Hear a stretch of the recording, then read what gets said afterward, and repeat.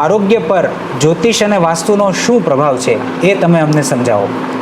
તો વાસ્તુ એવું કહેવાય છે કે આપણું ઘર હોય કે કોઈ ઓફિસ હોય ત્યાં આગળ છે ને પંચ તત્વોનું બેલેન્સ, બરાબર, કે ભાઈ જળ, અગ્નિ, વાયુ, આકાશ જી અને પૃથ્વી, બરાબર. આ પંચ તત્વોનું બેલેન્સ હોય તમારા ઘરની અંદર કે ઓફિસની અંદર, બરાબર, તો વાસ્તુનું પરફેક્ટ બેલેન્સ કહેવામાં આવે છે, બરાબર. અને આ પંચ તત્વો સાથે આપણા જે જૂના વિદ્વાનો હતા જી એ બધાએ પર્ટિક્યુલર જુદી જુદી દિશાની અંદર એક ગ્રહ નિર્ધારિત કરેલા છે, બરાબર. જેમ કે ઉત્તર દિશા જે છે, જી બરાબર, ઉત્તર દિશા સાથે બુધ ગ્રહને સાંકળેલો છે, બરાબર. પછી નોર્થ ઈસ્ટ કહેવાય છે, ઈશાન કોણ જે કહેવાય છે એની સાથે ગુરુ ગ્રહને સાંકળેલો છે, બરાબર, બરાબર. દક્ષિણ દિશા છે ત્યાં મંગળ ગ્રહને સાંકળેલો છે, બરાબર.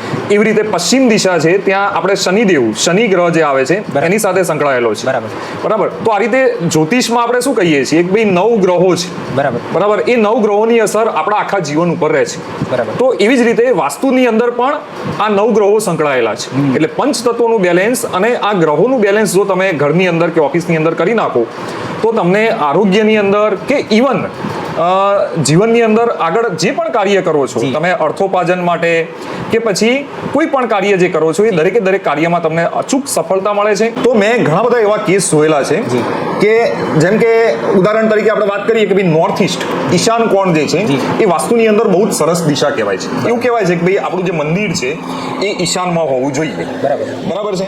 હવે ઘણી વખત મેં મારા વાસ્તુની વિઝિટ દરમિયાન કે પછી મારા વાસ્તુના અભ્યાસ દરમિયાન જોયેલું છે કે જે લોકોના ઘરની અંદર કે ઓફિસની અંદર ઈશાન કોણમાં જો ટોયલેટ કે કિચન આવી જાય છે તો ત્યાં આગળ એ પર્સન એટલે કે ઘરનો જે મોભી વ્યક્તિ છે કે પછી ઘરના કુટુંબના કોઈ પણ સભ્યમાંથી ઘણા બધાને કેન્સર સુધીના રોગો પણ થયેલા છે, બરાબર.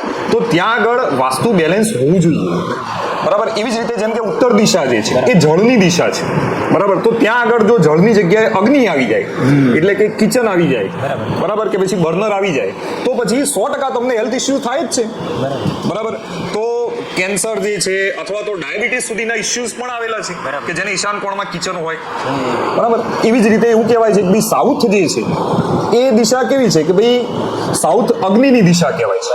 હવે અગ્નિની દિશાની અંદર જો તમારું જળ એટલે કે પાણીની ટાંકી કે પછી તમે ત્યાં પાણીનો કોઈ સ્ત્રોત મૂકી દો તો તમને મેં ત્યાં સુધીનું જોયેલું છે કે લોકોને એક્સિડન્ટ થાય છે અથવા તો જે આ બીપીની બીમારીઓ છે, હાઈ બીપી છે, લો બીપી, તો આ બધી બીમારીઓ શું થાય છે કે ભાઈ સાઉથ દિશાની અંદર તમારે કોઈ પ્રોબ્લેમ હોય, ઓકે, તો પછી આ ટાઈપના પ્રોબ્લેમ આવી શકે છે. તો તમારા પ્રશ્ન પ્રમાણે કે જ્યોતિષ અને વાસ્તુ જે છે એ આપણી જીવન સાથે સંકળાયેલી વસ્તુ છે, આપણા આરોગ્ય સાથે સંકળાયેલી વસ્તુ છે.